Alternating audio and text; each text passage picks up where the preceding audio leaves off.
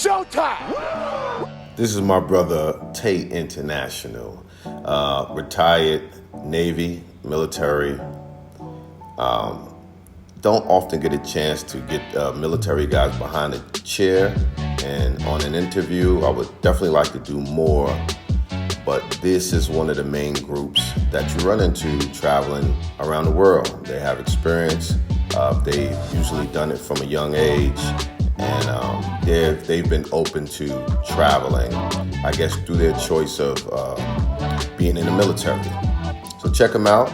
He has an interesting story, and he's also a YouTuber. Check out his channel at Tate International. Thanks. Okay, so I'm here with my brother Tay. Tay International. Yep.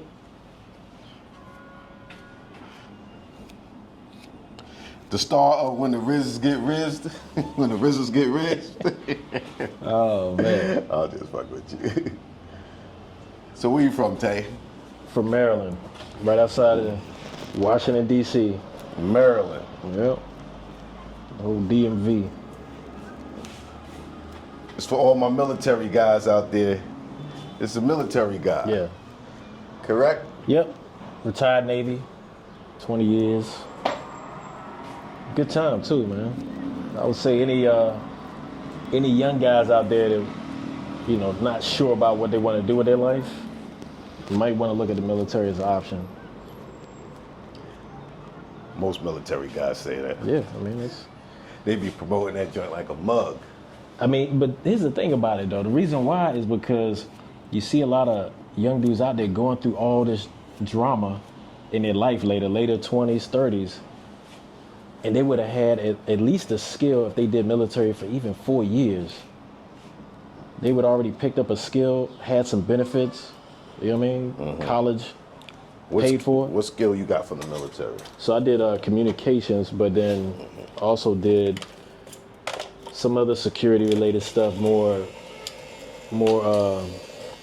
combat-related stuff, which is not really applicable in most situations. Mm-hmm. But the one thing about the military is they can teach anybody very complicated things. You know, they dumb it down and teach at different levels. So you kind of learn that about going through military training. A lot of the classes you do is a combination of a little bit of time in the class, and then you go out in the field and do the thing, mm-hmm. whether it's cameras, communication gear, whatever. Mm-hmm. With that method, especially young men, that's the component that's missing in a lot of schools. Like, they sit you down in a class for, 6 to 10 hours every day. No physical component. You're not actually implementing what you just learned. Right. So military has been doing that for a very long time, and I think they're probably the best at training young, full of energy men how to do things. Did you come right out of high school? No, I actually wanted to. All my family was against the military, so I had to. So you were like a lone ranger when it came to military? Yeah. A lot of people get influenced by their family to go to the military. Nobody in my family wanted me to go. Multiple uncles tried to talk me out of it. Cousins tried to talk me out of it. So what was the draw? What made you say, I want to go to the military? Did you want to travel, or did you just like... Here's the thing. My dad was the biggest one of me not going. Right. But he would get me up on the weekends to go run 6 miles. We would go for 6-mile runs 4 times a week. So he indirectly prepped you? I was cleaning the house by myself every Sunday. It took me like 6 hours. Cleaning floors, all that stuff. So when I finally broke it down to him, I was like, he asked me one time, he's like, what's up with you and this love for the military and all that? I was like, you trained me for this. It's gonna be easy. You said you were basically been my drill sergeant. Okay. And it was, basic training was a joke for me. I did some more advanced stuff, but even in that, it was still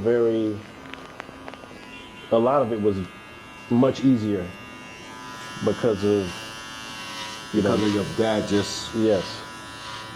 Why was your dad, do you think he was doing the things that he was doing to you? He was just trying to teach you some Well, discipline? I think it was discipline. Obviously, he came from Africa, being, West Africa, having growing up with less,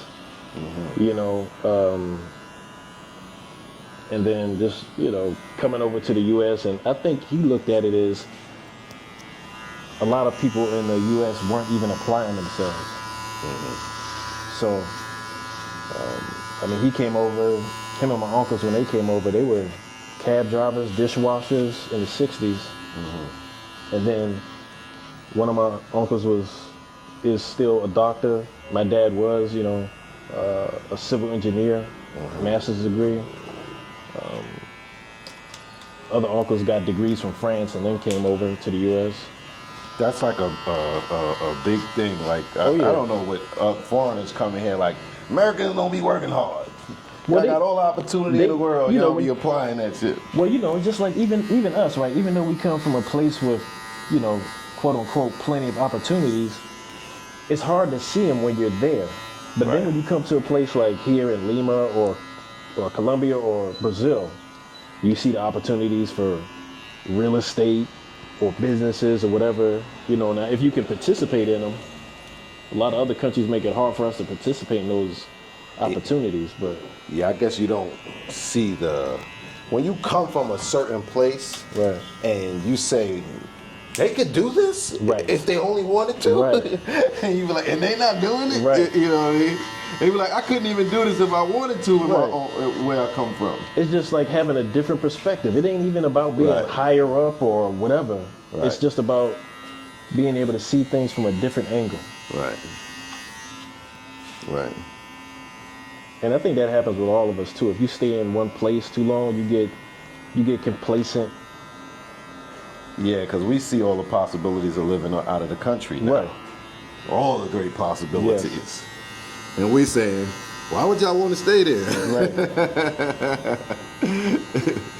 Yeah. But what's crazy about it is you stay out of the U.S. long enough and you go back, you see things too differently. Oh, for sure. Almost like a foreigner. I see them higher tickets and higher prices for food. Yeah. Think about getting a chicken farm. That pissed me off. Think about getting a chicken farm and laying some eggs. So when you get out of the military, and what did you do from there? How did you come to just being an expat traveling? I guess you're retired, yeah? Yeah. Okay. So 2018, retired. And, I had been stationed a couple of different countries for multiple years at a time. So, and then I got family in Africa, been traveling since I was like 8. So, as far as traveling, it was never a big thing just to travel. But travel full time, like you're doing now, since I retired. Yeah, I was thinking about that even in 2015. I was at my last duty station in the Navy, and I'm like, where were you mostly stationed out of when you were in the Navy? Mostly, I would say mostly Virginia Beach. Okay. But I did spend 3 years in Japan, 3 years in Germany. Where was your favorite place to be stationed out of? It's weird to say because when I was in Japan, it's easy to say for me Japan's my favorite place, but I was also 21 at the time. You know what I mean? So you think that had a lot to do with it? I think so, because you're naive, and then you also can mix it up with people very easily when you're younger. What do you mean, like, mix it up? Get into fights, altercations? No, I mean, like meet people. Meet people. Okay. Yes. Okay. So you have a group, like especially in the Navy, you're low ranking, so there's a lot of y'all. Right. So you can link up with dudes and go different nightclubs or whatever you want to do, or different events around Japan. You got the energy, you got the wide open eyes to want to do all that. All the possibilities in the world. Exactly. But the only thing is missing is you ain't got no money. Right? So in the beginning you don't have money in the military? Oh, nah, bro. I remember my paychecks in the beginning were like $200 every 2 weeks. I mean, granted, it was back in the 90s, late 90s, 2000s. But I remember I had to ration if I wanted to go out to McDonald's. Really? Yeah, I had to. I'm like, man, I gotta eat on base, bro. The free food. So what changes that? What allows you? Is it seniority? Is it time? What is it? It's both. It's seniority and time. Japan, they pay you a little bit more because it's cost of living allowance. Also depends if you live off base. And then if you have a certain type of job where they need those people, every couple of years you may be able to get a bonus. It's not guaranteed, but if they need y'all to stay in, then the bonuses are pretty good. So all the time, have you been married? Do you have children? Nope, never married, no kids. Is it because of your travel, or is it because you just haven't found the right one, or it's just something you're not interested in? It's a combination. Like, it's definitely the travel and the job. I just, personally, in certain situations in the military, if you're doing certain things, I think, to me, it felt a little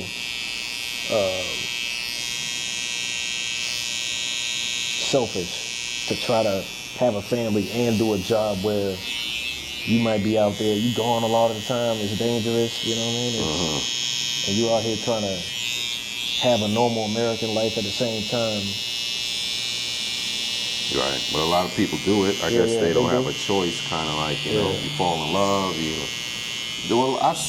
When a naval ship pulled into Pattaya last time I was there, a lot of young guys, but it looked like maybe it wasn't like that when you were there, but it looked like a lot of young guys were dating some of the girls that were in the military. They looked like they were together. Yeah, so that changed when I was in Japan. When I was first there were no females allowed on the ship unless they were officers. So, and that meant we had say out of a crew of 1,000, we had 2 females on the ship, or 3. And they had to be officers. Yeah, and they were higher ranked, so you weren't, Couldn't get slick with them. Nah, not at all. I mean, I guess you could, but you really risking some drama. Right. And then halfway through, they started letting younger ranking women on. And what's funny is, right away, a lot of them didn't want to be in Japan, so they were just getting pregnant so they could get sent back to San Diego. Were they getting pregnant by military officers? No, military, regular guys, because they were... Regular guys in the military, or when they went home? No, on the ship. Okay. Because these women that were coming over were lower rank when they started letting women come on the ship. Okay. But that was probably 2000. Year 2000. How did you guys feel? Did y'all feel like, oh shit, we about to get us some nanny while we on these missions? I was kind of, I was like, all right, we'll see what happens. I don't know, you know what I mean? Yeah. But then when they started coming over, it felt to me a lot of them were, just off of that act that I just explained, they get pregnant and going back. A lot of them were really ghetto. Oh, okay. So for me, it was no appeal over Japanese girls that I could go out and meet. Right. Every weekend, you know what I mean? Right. Plus, I had a Japanese girlfriend. She bought me an apartment, bought me a car. So you was living the passport bro life early before the movement. Oh yeah. That's military. Were you feeling that? Were you already?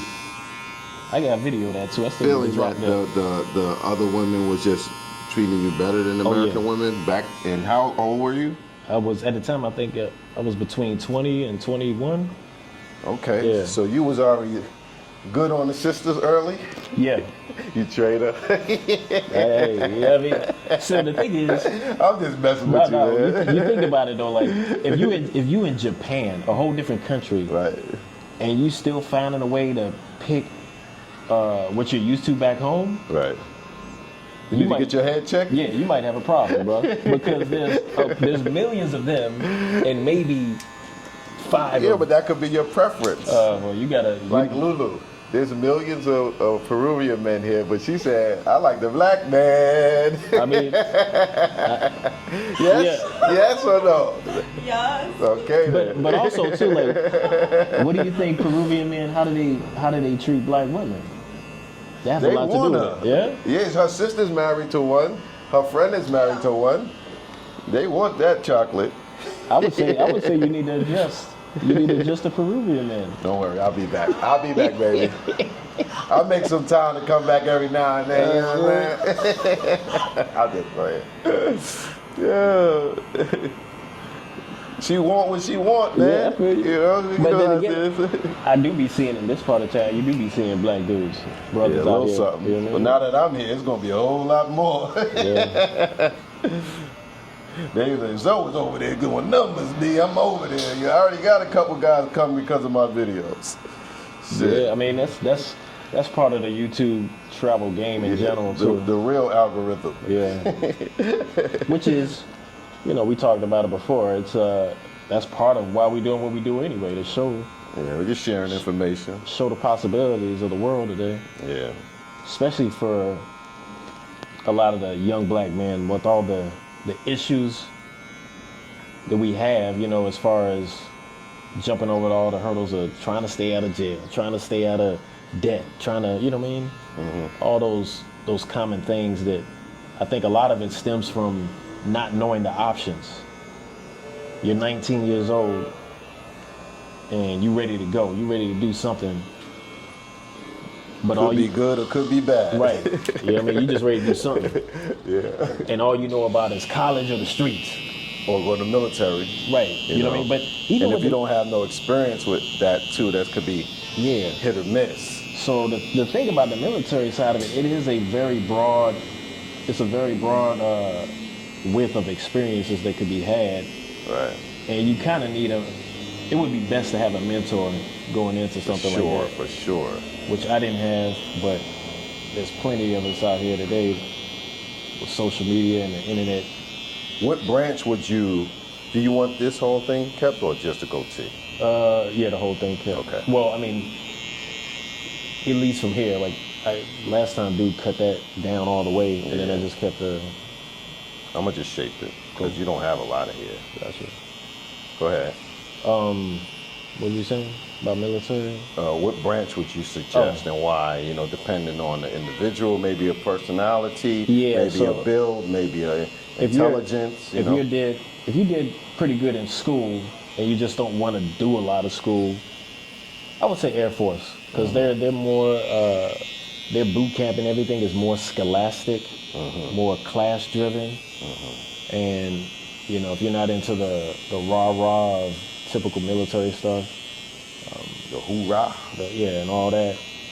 But if you want to get down and dirty and you always, you know, want to pack a gat anyway, or you know, want to fight and all that, you might just need the Marines to get it out of you. You know what I mean? They say the Marines fight the most. Is that true? I would say so, but I mean, they also get treated the worst by their own command. You know what I mean? Why is that? Because they want them to be the toughest? Well, they want them to be the toughest. They get typically when I was in, they used to get the worst gear. So if you looked at, like as far as like weapons and all that stuff, they would have the oldest guns. Why is that? But they would keep them clean though, bro. Right. Well, why do they do that to them? Their joints might work. They have better the than least your brand respect new for ones. that branch or something? What is it? It's just it's a lot of them. Oh, okay. That's one thing. And then they definitely have the most pride. I always thought it would have been the Army was the largest branch, but I don't know, you know. Well, yeah, the Army is the largest branch, for sure. Okay. But I think in general, Marines are supposed to do a lot with very little. Okay. So, obviously, if you want to... Is there a certain type of pride, a different type of pride when you're a Marine? Yeah, I think so. Yeah, they definitely are the most proud. You know, they have the best looking uniforms, that's for sure. they you know what I mean? They be clean, my father used to clean as a board of health. Hey, they probably know more about everybody else's uniform than any other branch. You know what I mean? So they get something out the deal. Oh, yeah. So how'd that influence? I mean, you obviously traveled to several places when you were in the military. Right. How's that influenced your travel today? Has it at all? As far as like my travel before, so my family's African, right? But we have family in France too. Right. In Europe, so you know, I had been traveling to West Africa and Europe before. As soon as I joined the military, and they were like, "Hey, you know, for this next duty station, we'll let you pick. We ain't gonna guarantee what you gonna get, right? But what's on your list? Like, you can pick San Diego or Japan." I was like, "Oh, Japan right away." Right. You want to do something different. And So yeah, was it the ladies that you know? Well, I was kind of into Asian culture anyway. I used to read those Chinese fables and stuff like that. I go to a bookstore and just read up on some short stories, Chinese short stories and stuff. You know, maybe kung fu movies back in the day. You know, Saturdays when they used to be on TV. Yo, that was the days. Yeah. Come outside and whip some ass. Yeah, exactly. Be fired up. Yeah. So a lot of time, you know, I'm from Maryland, but I spent a lot of time in North Carolina too. Okay. That's where my mom's people are from. And you talking about having huge outside wrestling matches, boy. Right. It'd be 20 of us wrestling in somebody's backyard for hours straight. Nobody's parents would. I mean, unless you got seriously hurt. Was that a thing to do there? Like in New York, it was slap boxing. Yeah, we did slap boxing. Like we did everything we saw on WF. We did it in the grass. Man. Okay, yeah. DDTs, all that. Yeah, and that was when it was Georgia Championship Wrestling and all. It was all down south in the beginning because my dad used to watch that heavy. And I mean, it was a wild time. We were real feral kids, man. People would. None of that would fly today. Right. None of what we were doing would fly today. But these kids today is soft. They want to get a gun. I mean, ain't got no squabbles, boy. All I can say is at one point we did get BB guns. Oh yeah. And then we even had to calm ourselves down. When we would shoot each other, we like, you can't shoot above the waist. Word. Shoot me in the face with a BB gun. You know what I mean? It's like, but we would pop people in the knees. Yeah, we was making our own slingshots and shit back then. Yeah, we did that too. So you've been here in Peru. You know, what led you to Peru? And you've been here for a while. Right. What got you to stay for so long? And what are the things that you like, you know, about Peru in regards to other South American countries? Because you've been to quite a few. Yeah. So this trip to South America actually started in October in Medellin, and you know, I went there with a friend, hung out for a few weeks and stuff, and he took back off, stayed out there a couple months, then hopped over to Buenos Aires, never been there. Right. And then stayed there a couple months. And I was like, hold on, let me check out. Before I go back home, let me just make my way back up, right? So I'm like, all right, let me, from here, from Argentina, let me go to Chile.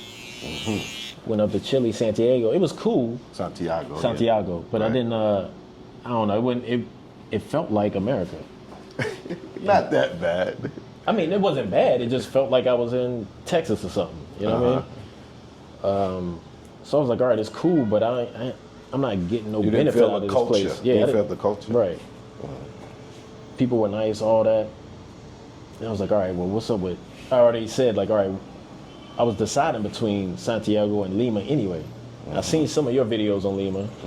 What's funny, though, like, even with your videos and the positive things you said about it, and then other people's videos I watched on Lima, it was always like it is today right now, like a lot of overcast and gray. You can get past that, though, let me tell y'all. Yeah, you definitely can. But when I came here, it wasn't none of that. When I first got here, it was sunny days. And when you see Lima on a sunny day, the Malecón, like they have, we were talking about this morning, they have two boardwalks. One right on the beach, and then one above on the cliff.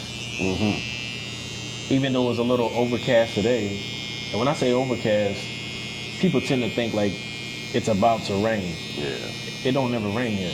Yeah, it's a desert. Right. So it's just basically like the marine layer from the Pacific Ocean. Right. If you're used to like Southern California. But the temperature always stays nice. I mean, at night it might get down to like 60. Yeah. 62 maybe. But that part makes it reminiscent of Medellin a little bit. Right. For me. Yeah. But you know, one of the problems with Medellin that most people say is no water. Yes. But they have that too. Yep. If you want to see what that water's like, you can check out my I Learned to Surf in One Day video. Right. You know what I mean? It just came out today. Yep.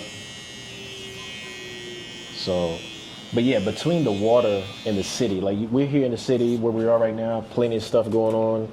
There's a track right here, a little, Smart Fit is up the street. You got a mall up the street. You got the LaCour Mall, which is a mall that's on the cliff overlooking the ocean. Beautiful mall. Yes, it is. Sunsets are always an event every day. All that is in, everything I mentioned is in 10 minutes walking. And the beach is right there. Very walkable city, yes it is. So I think my Ubers, I rarely catch Ubers out here. Don't move your head too much, but go ahead. I'm rarely catching Ubers out here just because you can do a lot between Miraflores and Barranco, which are the two, probably most tourists are staying in these two areas. For good reason. There's a lot going on here. And how's your dollar, going here in regards to that? I would say it's... What would you say your spending is per month? Per month. Yeah, roughly, just an estimate. I mean, that all depends on, like, first off, your wherever you're staying at and how you set that up. I'm talking about you, not anybody. I would say probably 3 G's and you're still doing good out here. And so you would say it's a little more expensive than Medellin, Colombia in general. Yeah, Colombia in general. But if you do, Medellin can be expensive too. Yeah. Okay. The food, obviously, there's a lot of good food out here, and it's reasonably priced. Like It is. You go to a really good restaurant, great food, great ambiance.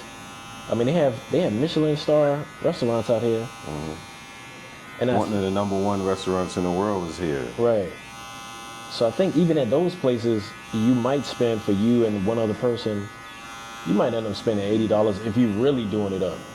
Well, the top one where it's 16 courses, I think it's like $300 though. They do have one that's pretty pricey. You probably got a long wait. Right. A long wait to get in there. Yeah. I think it's called Central or something like that. Right. But a lot of really good places, you and another person will spend like $40. Yeah, you're right. And, if you just want to get regular food, you're going to spend, it seems to be, even that restaurant that was by Smart Fit, I had a bomb-ass sandwich there today, $8. Right. $8 for that and the drink. It was like some basil tea, whatever. So, well, let's talk about the ladies. Everybody always wants to know about the ladies. They want to know, since it's South America, they always going to compare everything in South America to Colombia and Venezuela. And, what's your take on the ladies? For me, it's like first off, their style out here is a little bit more classy. Like a lot of times how they dress when they come out to meet you, it's conservative, you would say? Conservative but classy. Like I see girls that come out in skirts. Why she laughing? Well, she lives here for 6 years, so she might have another take on it. I'm not saying there's not some unclassy women. You know what I mean? But the dates I've been on, I got some video of me meeting one of the girls, and the way she came up right from the beginning, because I was filming something and then she just happened to come up. You'll see what I'm talking about. And it's I don't know. I think in this area too, it promotes a lot of women being on a classier game here in this area. Miraflores, Barranco. So maybe that's part of it. But they're very easy to link up with. They don't flake on you as much as Colombia. Colombia definitely, I don't know what it is. I think, maybe they have a lot of options. So you'll get the flake on in Colombia a lot more often than you would here. How are they taken to, Black American men, would you say? I know they don't all aren't looking for us. Right. But what's your take on that?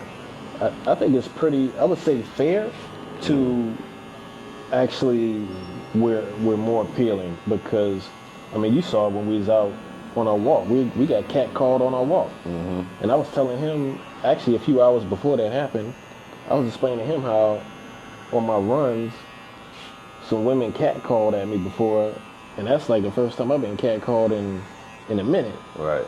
And so, you know, you have that aspect of it. It is a city, so most people are to themselves. But for me, I've approached certain women out here, and most responses are from fair to excellent. Meaning like, okay, they actually want to spend time and talk, get to know me. And Get to know Tay International. right. And what I'm about, why I'm visiting, and all that, you know, exchange of information, everything like that. To, you know, the most negative one would be like, oh, I'm sorry, no, I don't speak English, or they just keep moving, something like that. So. Do you think that they're a little bit intimidated by? I mean, I think you don't see a lot of black men here, whether they're African American or other, in the city of Lima. You can't go a day and not see nobody black. True. As far as another black male. So it still feels a little bit like sometimes people see you and it could be a surprise, or it could be like a little shock, like, oh, some people want to acknowledge you because they don't see you all the time. It feels like that sometimes. Right, and for me, I'm more of a, I would say, a cautious or reserved when it comes to a lot of that. So I'm not the best judge of looking at somebody and then saying like, oh, okay, they're just interested in me. I'm more looking at them like what they want from me. That's my initial programming, so to speak. But a lot of times when I have just be like, all right, let me just lighten up a little bit and go out. A lot of times it works out great. Right. So I think a lot of it is, you know, and that's one thing about travel too. It does get you to work on yourself internally when you know you have to. It's up to you to make your interactions better. Right. You know. Right. Got to be open to the positivity. Right. I think what I've felt and seen is people seem to be pretty positive here, and kind of if they do speak to you, they've been kind of kind. You know. Right. They won't go out their way, but when I they haven't do, had a bad interaction. I'll say that. Like as much too. as I might invite a bad interaction, I haven't had one. Right. So it kind of puts you in your place as a, you know, if you're. Well, where would you rank it in regards to, let's say, a Colombia or what other place that you might see people, African Americans going? And okay, how would you rank it? But maybe between Colombia, and you said you went to Venezuela, Buenos Aires, you know, not Venezuela, maybe Brazil. Yeah. Okay. So between Argentina. Yeah, Argentina. Excuse me. That's what I meant. Colombia and Brazil. Yeah.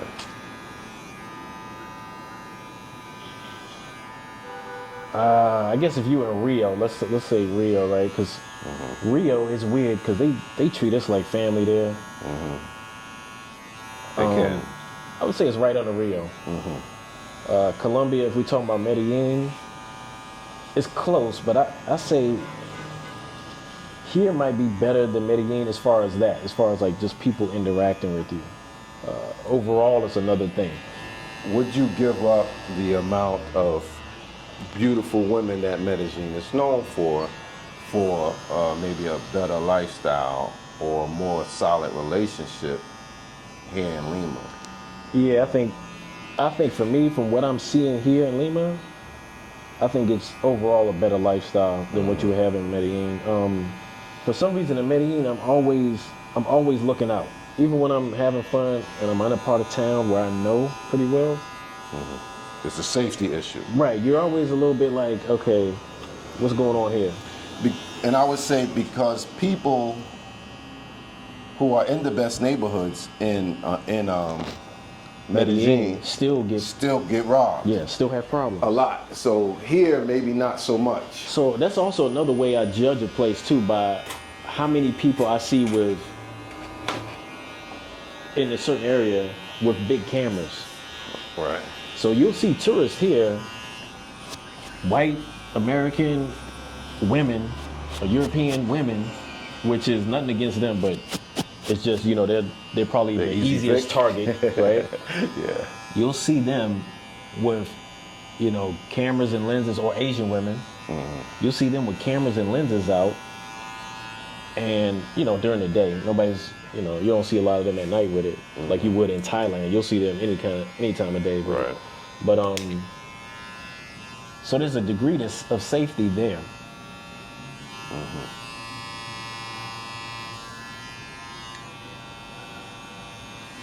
Yeah, I would say, as long as you stay in the best neighborhoods, you're probably going to be okay. Yes. You know? Yeah. Of course, there are tougher neighborhoods. You can get a sense and a feel from that when you're traveling from the airport. You're like, okay, you know, like the taxi will go down a certain street, and you'll be like, it seems like anything can happen down this street if they wanted to, you know? Yeah. It's funny too, because when I first got here, I went to Starbucks in LaCour Mall, and there was a little tremor, right? So like, you know, I was just by myself, and then a little tremor happened. Oh, a tremor. Yeah. And so then, you know, that opens people up. So me and the guy beside me started talking. He's actually Peruvian, but spent time in the States. And so we started talking, and he explained to me, he was like, yeah, you do have to watch out for druggings in the nightclub area. Right. I think that's just going to take over Latin America in general, man. Like, even I saw a video of somebody getting drugged in the DR now. Scopolamine, you know. They call it Good Night Cinderella in Brazil.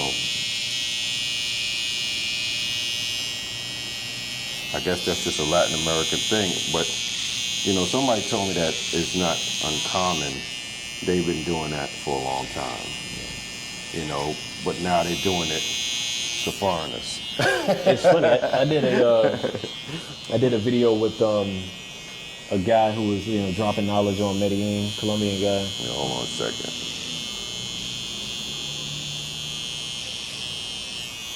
Okay. Yeah. And he was explaining a little bit about that scope, and I don't think I put this on the interview, but he was saying how a lot of it, that scope, the plant is growing everywhere. And a lot of times it's just raining down. Everybody's getting a light dose of it in Medellin, certain times of the year. Dose of the plant? Of the drug.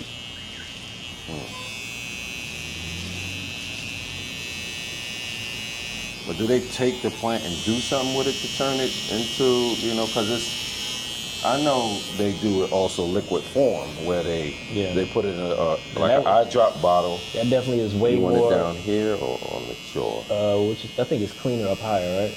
Yeah, but there's more growth in here in between the time. It's up to you though. Let's whatever. I think will put it like right here. Okay. Yeah. Cool. Okay. But yeah. So he's explaining how I think they don't do a lot of processing with it when they have it in powder form. I think all they have to do is take some seeds and crush them. Oh. Yeah. It ain't a lot going on with it. But there has been cases of them putting too much. Yeah, of course. You know, because there ain't no doctors or something, you know? Right.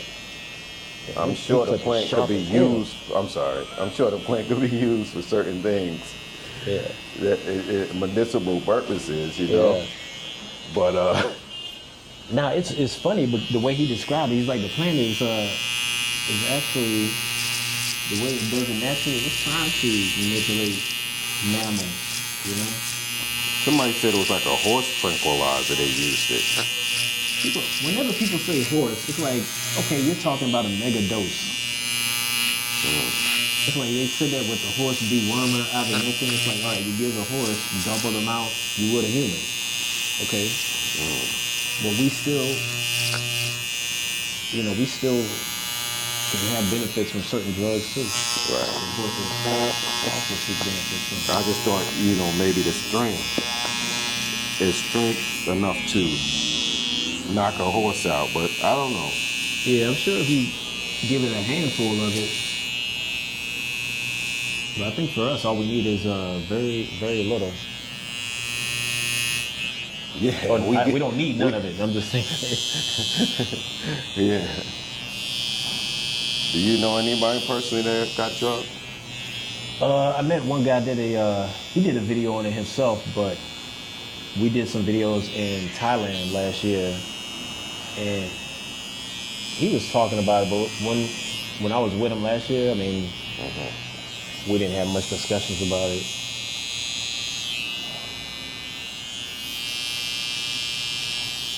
But it always seems to be happening when a guy's with more than one woman.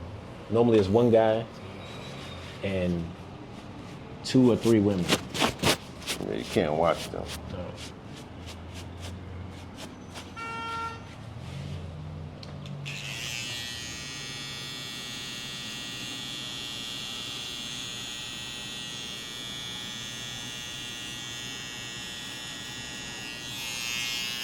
Speaking of, I got some boys from back home. They might be trying to go to Medellin, and I've been trying to prep their minds for what not to do.